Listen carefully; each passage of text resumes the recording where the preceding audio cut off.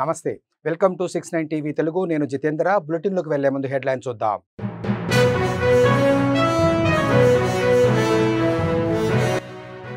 రాష్ట్రంలో ప్రతి రైతుకు 2 లక్షల రుణమాఫీ చేసిన ఘనత కాంగ్రెస్ పార్టీకి దక్కింది. రైతులకు సహకార సంఘాలు వారధిలాగా పనిచేస్తున్నాయన్న ఎమ్మెల్యే మల్రెడ్డి రంగారెడ్డి.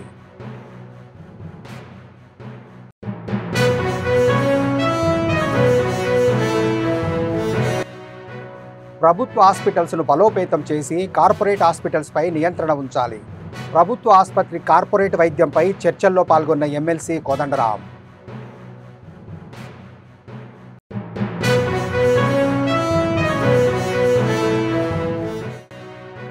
పులులు లేవు, జింకలు లేవు, గుంటనక్కలున్నాయని సీఎం చెప్పడం సిగ్గుచేటు. సెంట్రల్ యూనివర్సిటీలో సెంటు భూమి కూడా వదులుకోమన్న ఏబీవీపీ నేతలు.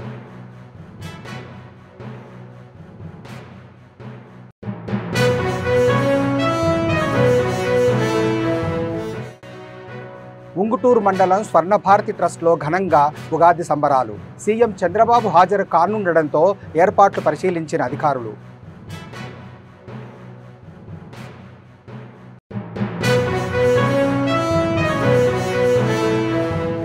రంగారెడ్డి జిల్లా మంచాల మండలం ఆరుట్ల గ్రామంలో నిర్వహించిన మంచాల ప్రాథమిక వ్యవసాయ సహకార సంఘం సర్వసభ్య సమావేశానికి ఎమ్మెల్యే మల్రెడ్డి రంగారెడ్డి హాజరై గ్రామంలో కూరగాయల మార్కెట్ కోసం శంకుస్థాపన చేశారు.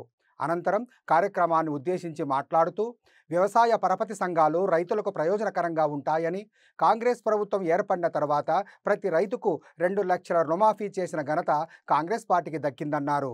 సాంకేతిక లోపాల కారణంగా రుణమాఫీ కాని రైతులకు త్వరలోనే డబ్బులు జమచేస్తామని హామీ ఇచ్చారు. గతంలో ధాన్యం కొనుగోలులో అవకతవకలకు పాల్పడిన బ్యాంకు సీఈఓ శ్రీనివాసుని సస్పెండ్ చేశామని తెలిపారు. రైతులకు సహకార సంఘాలు వారధిలాగా పనిచేస్తున్నాయని కొనియాడారు ఎమ్మెల్యే మల్రెడ్డి రంగారెడ్డి. గ్రామీణ ప్రాంతంలో ఉండేటువంటి రైతులకు, రైతు కూలీలకు, రైతాంగానికి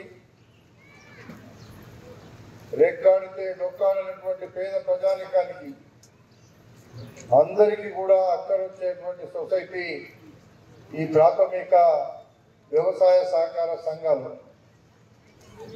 ఈ వ్యవసాయ సహకార సంఘాలలో మన ఈ సంఘంలో దాదాపు 6,000 మంది సభ్యులున్నారు అనేటువంటి మాట ఇక్కడ చెప్తా ఉన్నారు.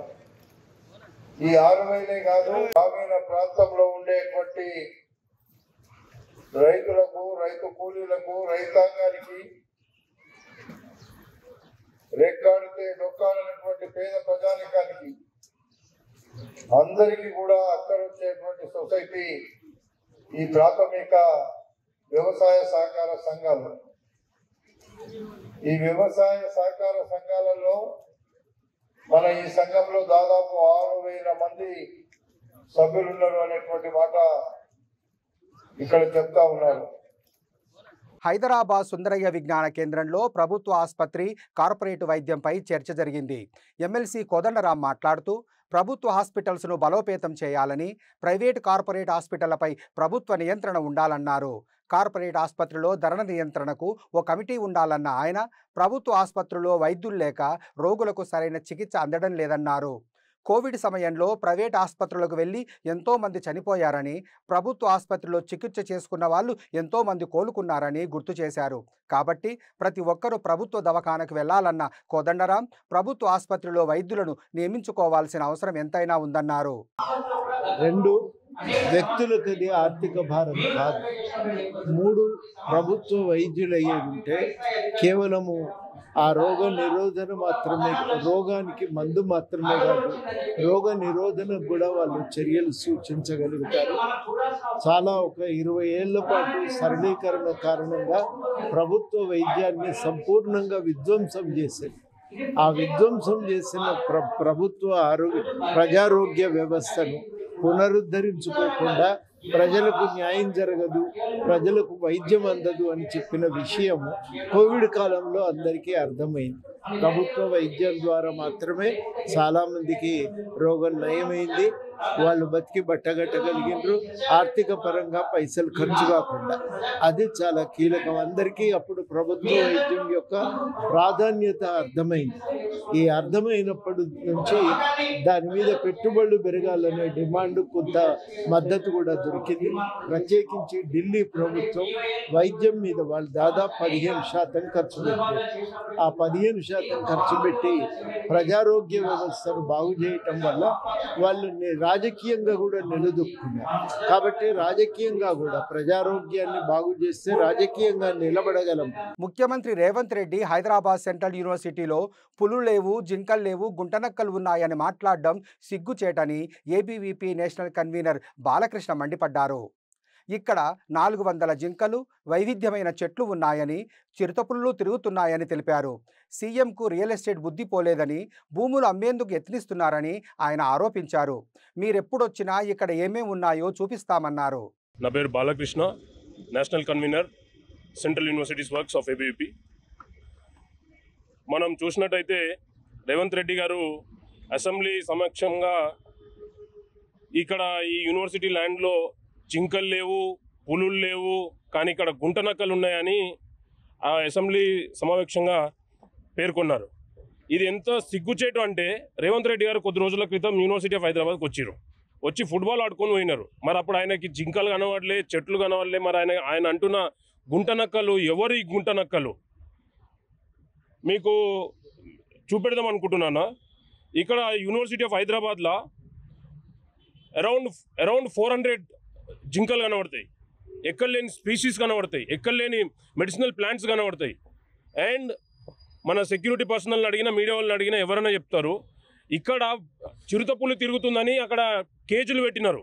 Budget has collapsed, the economic facility has been collapsed in the state of Telangana. They want to generate the revenue and they are finding academic institutions. By selling the academic institutions, they can generate the revenue. That is the sole reason behind the Ravindra Reddy government, behind the auction of 400 acres of University of Hyderabad land.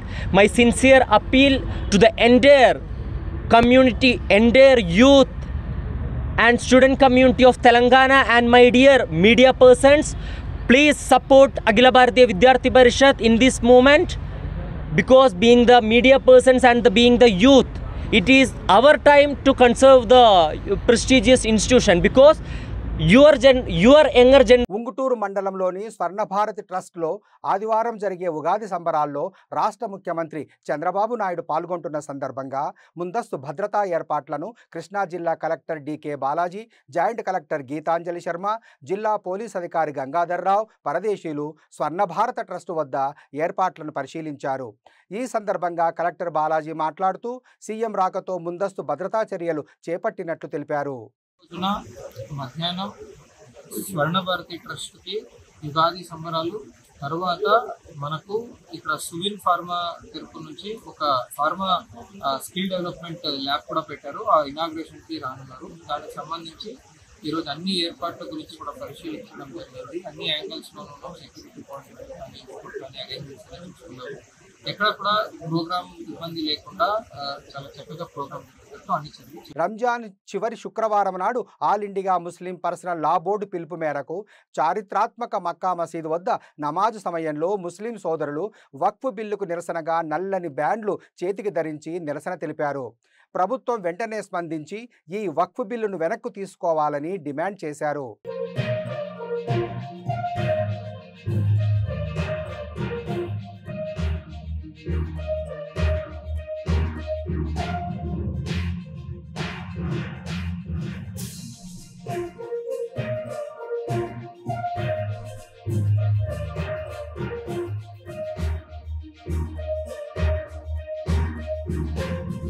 Traffic assistants, ట్రాన్స్జెండర్ల పట్ల BRS ఎమ్మెల్యేలు అసెంబ్లీలో ప్రవర్తించిన తీరు నిరసిస్తూ tank బండుపై ఉన్న శ్రీశ్రీ విగ్రహం ముందు ట్రాన్స్జెండర్లు, traffic assistants నిరసన చేపట్టారు.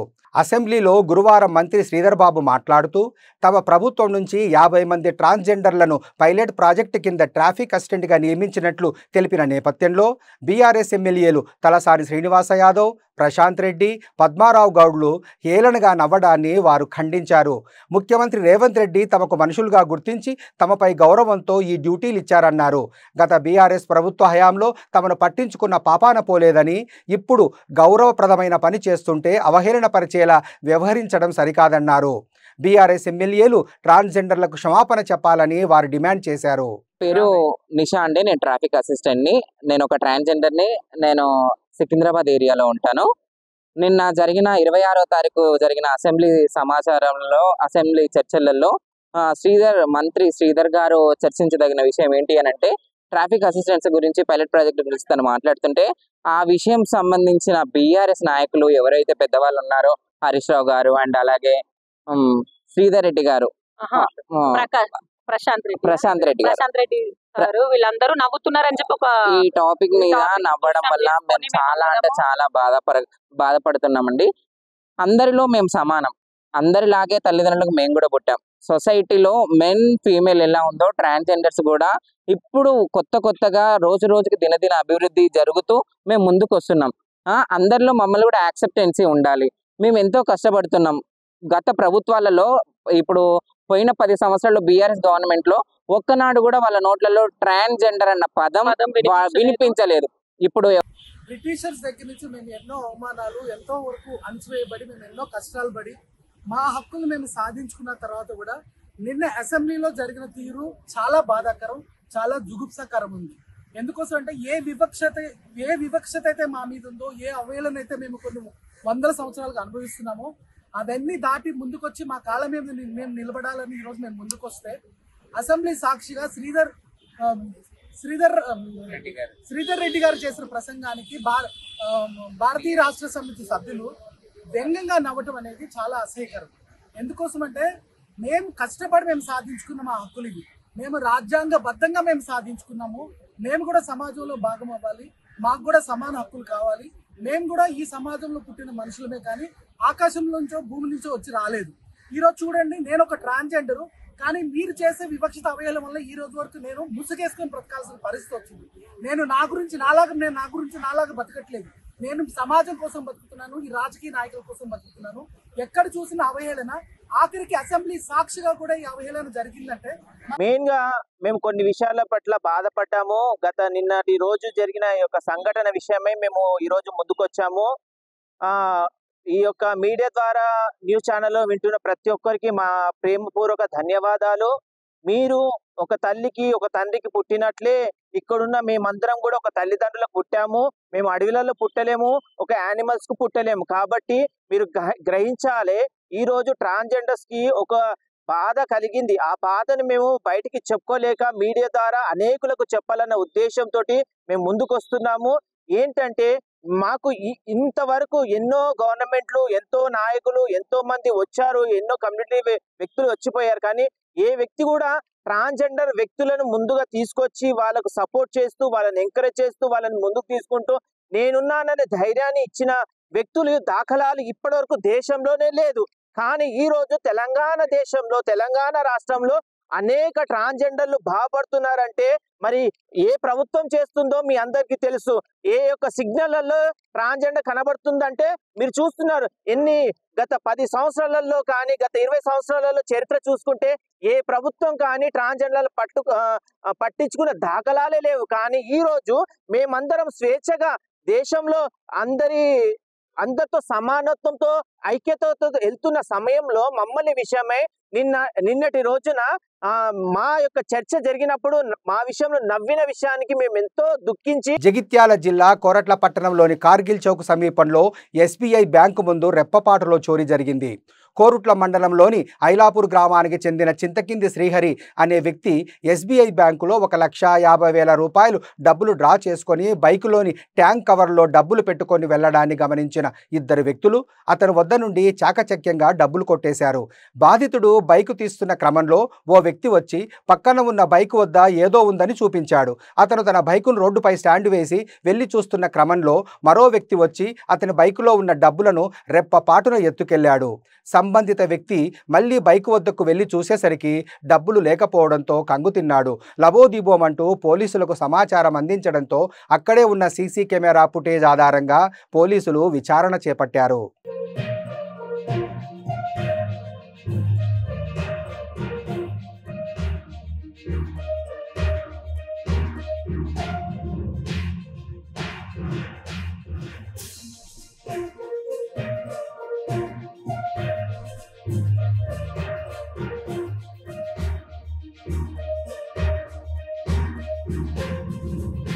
ఆరు కాలం శ్రమించే అన్నదాతలను గతంలో బీఆర్ఎస్ ప్రభుత్వం, ఇప్పుడు కాంగ్రెస్ ప్రభుత్వం అష్ట కష్టాల పాలు చేస్తుందని ఆరోపిస్తూ కిసాన్ మోర్చా ఆధ్వర్యంలో బీజేపీ కార్యకర్తలు ఆందోళనకు దిగారు. ఉమ్మడి కరీంనగర్ జిల్లా వ్యాప్తంగా కరీంనగర్ కలెక్టరేట్ ముందు సత్యాగ్రహ దీక్ష చేశారు. దీక్షలో బీజేపీ కిసాన్ మోర్చా రాష్ట్ర అధ్యక్షులు శ్రీధర్ రెడ్డి, బీజేపీ కరీంనగర్ జిల్లాల అధ్యక్షుడు కృష్ణారెడ్డి పాల్గొని ప్రభుత్వ తీరు, కాంగ్రెస్ నేతల వైఖరిపై మండిపడ్డారు. సమగ్ర పంటల బీమా పథకం అమలు చేయాలని, ఇటీవల కురిసిన అకాల వర్షాలతో పంట నష్టపోయిన రైతులకు తగిన పరిహారం చెల్లించాలన్నారు. ఎన్నికల ముందు ఇచ్చిన హామీలన్నీ సత్వరమే నెరవేర్చాలని డిమాండ్ చేస్తూ దెబ్బతిన్న పంటలను ప్రదర్శించారు. వ్యవసాయ రుణాలు తీసుకున్నటువంటి రైతులు ఈ రాష్ట్రంలో ఉంటే ఇలా సుమారు 22-23 లక్షల మందికి చేసి పూర్తిగా సంపూర్ణ రుణమాఫీ చేసినామని చెప్పి ప్రగల్భాలు పలుకుతా ఉంది. నరేంద్ర మోడీ గారి ప్రభుత్వం అతివృష్టి వస్తే, అనావృష్టి వస్తే ఆదుకోవడం కోసం పంటల బీమా యోజనని దేశవ్యాప్తంగా అమలు చేస్తూ ఉంటే తెలంగాణలో నాటి కేసీఆర్ అమలు చేయలేదు. ఇలా అదే బాటలో రేవంత్ రెడ్డి ప్రభుత్వం కూడా ప్రయాణం చేస్తూ ఉంది. ఈ నేపథ్యంలోనే మొన్న జరిగినటువంటి అతివృష్టితోటి, అకాల వర్షాలతోటి ఉమ్మడి కరీంనగర్ జిల్లాలో పంటలు దెబ్బతింటే ఇలా ఆదుకునేటువంటి పరిస్థితి లేకుండా పోయింది. ఇవాళ ఎంత దురదృష్టకరమైన విషయం అంటే రైతు బీమాను కూడా అటకెక్కించారు. రైతులకు కూడా బీమా ప్రీమియం చెల్లించని కారణంగా అనేక మంది యువ రైతులు కనుక చనిపోతే వాళ్ళని ఆదుకునేటువంటి అవకాశం కూడా కోల్పోయింది. ఈ రోజున పూర్తి స్థాయిలో భారతీయ జనతా పార్టీ శాసనసభ్యులు మొన్న అసెంబ్లీలో కూడా ఇలా రైతుల పట్ల కాంగ్రెస్ ప్రభుత్వం అవలంబిస్తున్నటువంటి వైఖరి మీద నిరసన వ్యక్తం చేసినప్పటికీ కూడా ఎటువంటి ప్రయోజనం లేని నేపథ్యంలో ఇలా రైతులకు అండగా మేమున్నామని చెప్పడానికి భారతీయ జనతా పార్టీ ఇలా రైతులతో కలిసి ఇలా ఈ సత్యాగ్రహ దీక్ష చేస్తా ఉన్నాం. ఈ యొక్క ప్రభుత్వానికి మేము డిమాండ్ చేస్తా ఉన్నాం. ఈ రోజు రైతుల ఓట్లతో గెలిచిర్రు, రైతులతోటే మీరు అధికారంలోకి వచ్చినటువంటి మాటే మరచి ఇలా రైతులను మోసం చేస్తే క్షమించేటువంటి ప్రసక్తే లేదు. ఇలా మీరు గ్రామ పంచాయతీ ఎన్నికలకు పోదామని కలలు కంటున్నారు. మీ చేతిలో మోసపోయినటువంటి రైతులే ఇలా వాళ్ళే ఇలా గ్రామాలలో మిమ్మల్ని గెదివేటువంటి పరిస్థితి వస్తుంది. వాళ్ళనే అభ్యర్థులుగా నిలబెట్టి రైతుల పక్షాన భారతీయ జనతా పార్టీ కిసాన్ మోర్చా రాబోయే రోజుల్లో మీ మీద యుద్ధం చేస్తుంది అనేటువంటి విషయాన్ని కూడా ఈ సందర్భంగా తెలియజేస్తా ఉన్నాం. బట్టి విక్రమార్క గారు మాట్లాడుతున్నాడు, అందరికీ కూడా రుణమాఫీ అయిపోయింది, మేము రాబోయే రోజులలో రుణమాఫీ చేసిన వాళ్ళ యొక్క ఫ్లెక్సీలు ఊళ్ళలో పెడతామని. బీజేపీ కిసాన్ మోర్చా కూడా పెడుతుంది. మీ యొక్క చేతిలో మోసపోయి, మీ చేతిలో నష్టపోయినటువంటి, మీ చేతిలో ద్రోహం కాబట్టేటువంటి రైతుల జాబితాలను కూడా ఫ్లెక్సీలుగా ముద్రించి బీజేపీ కిసాన్ మోర్చా రాబోయే రోజులలో గ్రామాలలో పెట్టబోతున్నది. ఈ విషయాన్ని కూడా గమనించాలని చెప్పి హైదరాబాద్ కొండపల్లి డైరీ ఫామ్ నిర్వాహకులు పెట్టుబడుల పేరుతో ప్రజల నుంచి కోట్లాది రూపాయలు వసూలు చేసి పరారయ్యారని బాధితులు ఆరోపించారు. భద్రాద్రి కొత్తగూడెంకు చెందిన వేముల సుబ్బారావు అనే వ్యక్తి మొయినాబాద్ వద్ద గల అజీజ్ నగర్లో కొండపల్లి డైరీ ఫామ్ ఏర్పాటు చేస్తున్నట్లు పేపర్లో ప్రకటన ఇచ్చారన్నారు. ప్రకటన చూసి ఆయనను సంప్రదిస్తే ఒక్కో బర్రెకు 1,30,000 చెల్లిస్తే వచ్చిన లాభాల్లో 36% సభ్యుడికిస్తానని చెప్పడంతో తామంతా అధిక మొత్తంలో డబ్బులు కట్టామన్నారు. 20 లక్షల నుంచి కోట్లాది రూపాయలు చెల్లించిన వారు ఉన్నారని చెప్పారు. మొయినాబాద్ వద్ద ఉన్న ఫామ్లో 500 బర్రెలు ఉండేవన్నారు. 2 రోజుల క్రితం రాత్రికి రాత్రే వాటిని అక్కడి నుంచి తరలించుకుపోయారని, తమను నమ్మించి మోసం చేసిన సుబ్బారావు, అతని భార్య వేముల కుమార్పై చట్టపరంగా చర్యలు తీసుకొని తమ డబ్బులు తిరిగి ఇప్పించాలని కోరారు. ఫామ్ అన్నటువంటి ఒక ప్రైవేటు డైరీ ఫార్మ్ చేత దగాపడ్డ, మోసగింపబడ్డ బాధితులము దాదాపు 20 మంది దాకా ఇప్పటి వరకు తేలారు. ఇంకా ఎంతమంది ఉన్నారో తెలియదు. 20 మంది వరకు మేమందరం కూడా ఒక చోట సంఘటితమై ఈరోజు మీ సహాయం కోరుతూ ఈ ప్రెస్ మీట్ని ఏర్పాటు చేయడం జరిగింది. మా అందరి తరపున మా ఆహ్వానం మేరకు మీరు ఇక్కడికి వచ్చినందుకు పేరు పేరున ఎలక్ట్రానిక్ అండ్ ప్రింట్ మీడియా మిత్రులందరికీ కూడా ముందుగా ధన్యవాదాలు, అభినందనలు తెలియజేస్తున్నాను. నా పేరు మధు. నేను ఒక లీగల్ అడ్వైజర్గా ఉన్నాను. లీగల్ బుక్స్ రాస్తాను.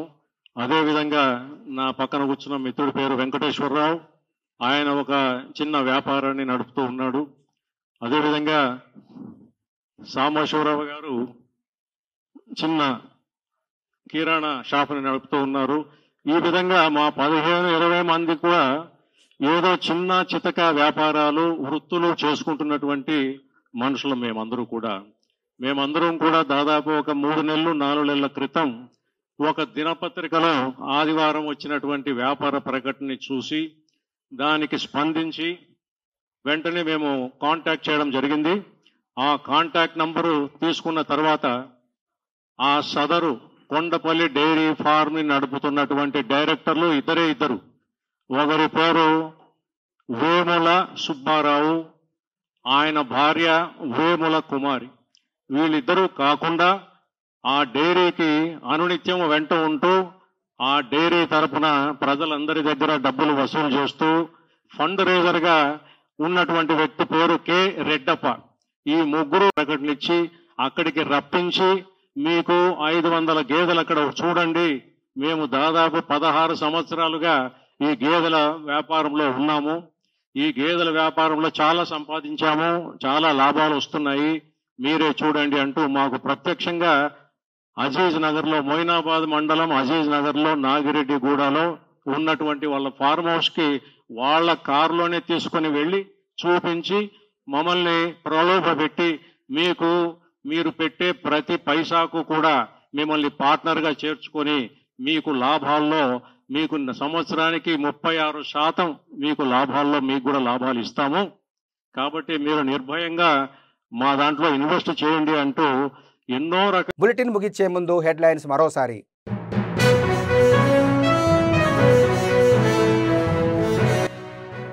రాష్ట్రంలో ప్రతి రైతుకు 2 లక్షల రుణమాఫీ చేసిన ఘనత కాంగ్రెస్ పార్టీకి దక్కింది.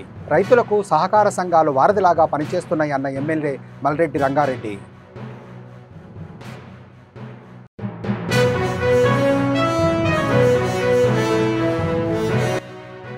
ప్రభుత్వ హాస్పిటల్స్ను బలోపేతం చేసి కార్పొరేట్ హాస్పిటల్స్పై నియంత్రణ ఉంచాలి.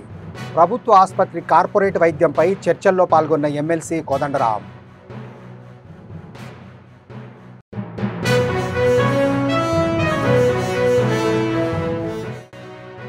పులులు లేవు, జింకలు లేవు, గుంటనక్కలున్నాయని సీఎం చెప్పడం సిగ్గుచేటు. సెంట్రల్ యూనివర్సిటీలో సెంటు భూమి కూడా వదులుకోమన్న ఏబీవీపీ నేతలు.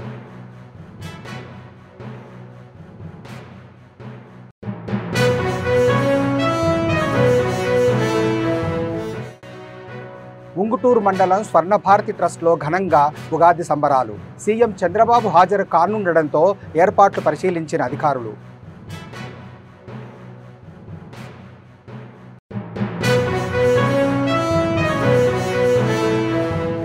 మరిన్ని అప్డేట్స్ కోసం చూస్తూనే ఉండండి 69 టీవీ తెలుగు.